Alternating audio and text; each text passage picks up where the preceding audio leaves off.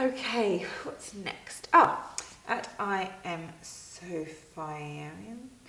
It's asking about food prep and for work, when you're at work and uni, and to prepare food for the rest of the week. What's your advice on prep, preservation of food, when to freeze, recipes, ideas, meal plans? It would be very helpful. Well, for this, I'm a big fan of batch cooking. Really big fan of batch cooking. So you cook and you cook, a few different things or or whatever, and then you freeze a meal the size that you want for one meal, and you freeze it. And the thing about freezing is it's a really good way of storing food. It's fantastic because basically you cook it and you freeze it then and there, so it just stops it. It doesn't degrade anymore. It's a really great way of storing food. Other thing actually that is quite a lovely way to cook is slow cooking. Now I'm not very good with a slow cooker because it can taste a bit bland when I get my mitts on it, but mastering the art of slow cooking is a really good thing because you literally go out in the morning and it smells so good when you come home at night. And you can put a whole chicken in, you can make a soup, you can make a stew. Actually, I'm going to get my slow cooker up. Okay.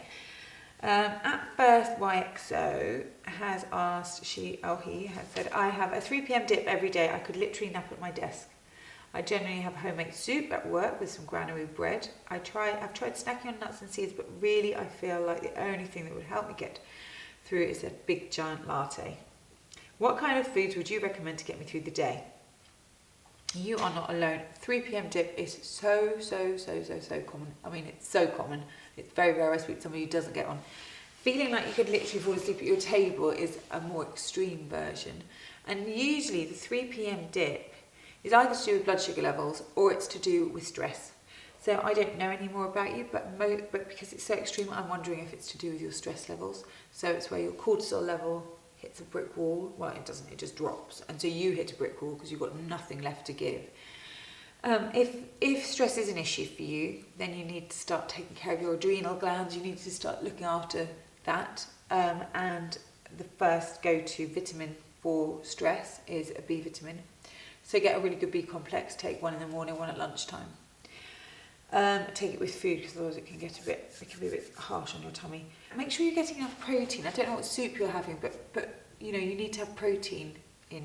You definitely need to have some protein, and with breakfast, lunch, and dinner, those amino acids will help you get through. They're slower burners really, so your energy levels stay up. Have a substantial soup. Make sure it's got some sweet potato in it. Make sure it's got some brown rice in it, or make sure if it's a chicken soup or some lentils, or beef it up a little bit. Also check that the granary bread isn't causing you to feel tired. Every time you eat the granary bread, do you feel tired?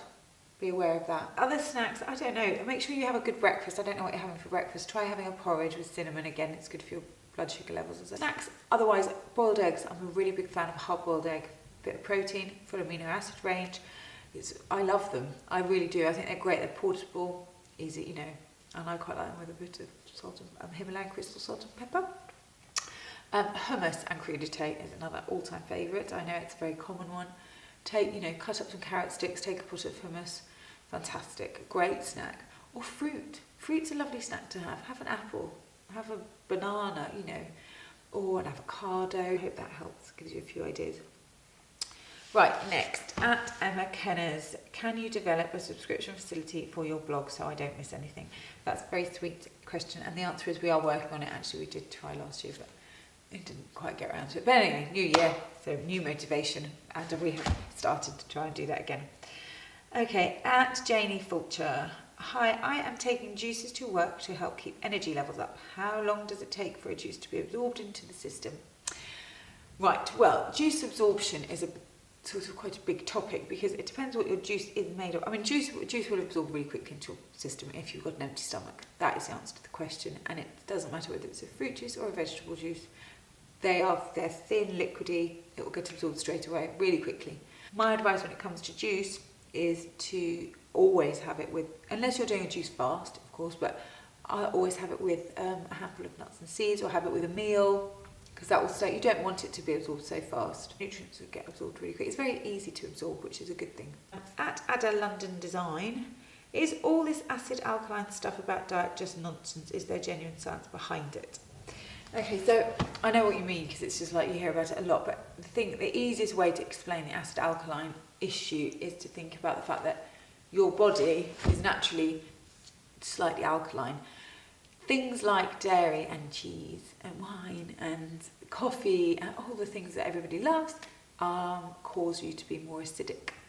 So if you want your body to be working well and there to be no baddies getting carried away, like if you want your body to be in tip-top condition, you want it to be as at its natural alkaline state. The problem is when we eat a Western diet, which is very acid forming when it goes into us, and that is a fact. That's what can cause a lot of disease. That's what they think causes a lot of disease. For example, a cancer cell in an alkaline environment will die. You put a cancer cell in an acid environment and it thrives, it loves it, it grows and grows and grows and grows and grows. So trying to alkalise our bodies is a good way of trying to keep inflammation down, trying to just keep our immune system up. It keeps us a bit stronger. And there are funny things like lemon is really alkalising, even though it's acid, it's got citric acid, but when in our body it's alkalising. Things like apple cider vinegar are very alkalising for us.